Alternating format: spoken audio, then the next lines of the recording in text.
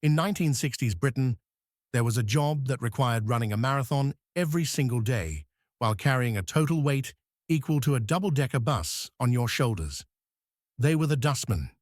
Society looked at their filthy coats and called them the bottom of the pile. But society was wrong. Here is the shocking truth. While the white-collar bank manager was counting pennies to pay his mortgage, the scruffy bin man was often secretly taking home double the manager's salary in tax-free cash. While the teacher rode a bicycle to school, the dustman was parking a brand-new Ford Cortina in his council estate driveway. They fought off rats that carried deadly diseases, they were showered in maggots in the summer, and they broke their backs for the council. But in return, they ran a hidden economy that made them the unlikely kings of the working class. Today, we are digging deep into the filth to reveal the gold. Welcome to the brutal, lucrative, secret life of the 1960s bin man. But before they could count the secret cash, they had to survive the morning.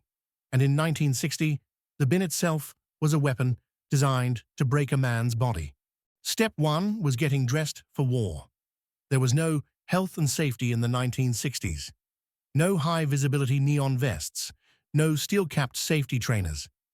The uniform of the dustman was iconic, and it was practical. It started with the donkey jacket, a thick, heavy wool coat with a PVC or leather patch across the shoulders to keep the rain off. It smelled of wet wool and old tobacco. Underneath, layers of old jumpers, often full of holes to let the heat escape. On their legs, heavy trousers tied with string below the knee, not for fashion, but to stop rats running up their legs. But the most critical piece of equipment wasn't issued by the council. It was homemade. The leather pad. Every experienced bin man had one. A thick piece of leather, strapped to the shoulder, sometimes stuffed with foam or rags. Why? Because they weren't lifting plastic bags. They were lifting jagged, rusty metal. Without that pad, the rim of the bin would slice through the coat and into the flesh of the shoulder within a single morning. Dressed in their armor, they climbed into the beast, a vehicle that was noisy, dangerous, and the center of their entire world. The truck was their office, their dining room, and their bank vault. In the 60s, the king of the road was the Shelvoke Drewry Freighter. Built in Letchworth, these trucks were legendary. They didn't have a steering wheel. They had a tiller or heavy steering that required brute strength to turn. The engine sat right in the cab with the men, roasting them in the summer and deafening them all year round. The gearbox had a distinctive whine that every child in Britain recognized. It sounded like a dying air raid siren. But the back of the truck was where the danger lay. Some were side loaders, where men had to lift the heavy bins above their heads to tip them in. Others were rear loaders, with crushing mechanisms that could snap a broom handle or an arm in a split second. There were no reverse sensors, no cameras, just a driver leaning out of the window shouting, "Back it up, Trev!" The truck was ready. The men were ready, but nothing could prepare a rookie for the sheer, crushing weight of the ash can. To understand the pain of this job, you have to understand the dust in dustmen. In the 1960s, Britain ran on coal. Almost every home had an open fireplace. Every morning, the homeowner would rake out the cold ash, the clinkers, and the soot and dump it into the bin. This wasn't a plastic wheelie bin. This was a galvanized steel bucket. Empty, it weighed 25 pounds. But full, a standard bin contained dense mineral ash. If it had rained, that ash turned into a wet gray sludge that stuck to the bottom like concrete. A full bin could weigh 100 to 120 pounds, 50 kilograms. That is the weight of a small adult human. And remember, there were no wheels. The dustman had to perform the hump. He would grab the cold, wet metal rim, hoist it to his shoulder, and carry it down the garden path. The dust would blow into his eyes, his nose, and his mouth. He would taste sulfur and coal for the rest of the day. Carrying 100 pounds is hard, but walking with it wasn't an option. To make the job pay, they had to do something that seems impossible today. They had to sprint. If you watch archival footage of 1960s bin men, you notice one thing immediately. They never walk, they run. This was because of a system called job and finish. The rules were simple. The council set the round, usually 600 to 800 houses. As soon as the last bin was emptied, the men could go home, but they would still be paid for the full shift until 5 p.m. This created a culture of speed. A crew of 4 loaders and 1 driver became a well-oiled machine. They didn't open gates, they vaulted over them. They didn't place bins down gently, they threw them. If a new guy joined the crew and walked too slow, the others would bully him until he quit. They sprinted a marathon every day in steel-toe boots just to get to the pub by 1:30 p.m. They were athletic, strong, and fast, but speed came with a risk, because inside those bins, something was often waiting to attack them. The physical weight was bad, but the livestock was worse. The bins were warm, dark places full of food scraps. They were 5-star hotels for rats. It was a daily occurrence. A dustman lifts a bin, and a rat, terrified by the movement, jumps out. Sometimes they hit the floor. Sometimes they ran up the man's arm and into his coat. Rat bites were common, but the real fear was Weil's disease, leptospirosis, carried in rat urine. It could kill a healthy man in days. And then there was the summer. In the heat waves of the 60s, the bins became breeding grounds for flies. A moving carpet of thousands of white maggots would form at the bottom. When the dustman tipped the bin over his head into the truck, gravity took over. He would be showered in maggots. They got into his hair, down his neck, and into his boots. Men would go home, strip off in the garden, and shake their clothes, watching the larvae fall out. Why would anyone do this? Why suffer the rats, the smell, and the broken back? The answer is simple. Because the rubbish wasn't just trash, it was a gold mine. Before we talk about the money, we need to talk about the men. You couldn't survive this job alone. A bin crew was a tribe, a brotherhood forged in filth. They spent 8 hours a day, shoulder to shoulder, in a cramped, noisy cab, smelling of sweat, ash, and decay.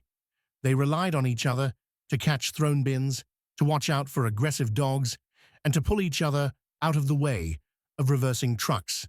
If you were a new recruit, God help you. The initiation was brutal. The older men, led by the ganger, the foreman, would test you. They'd give you the heaviest bins, the longest paths, the houses with the fierce dogs. If you complained, you were out. If you walked instead of ran, you were out. But if you took the pain without a word, you were accepted into the family. But outside that tight circle, the world could be cruel. In the 1960s, there was a massive social stigma attached to being a dustman. They were seen as the absolute bottom of the working class. Many pubs wouldn't serve them if they came in straight from work because of the smell.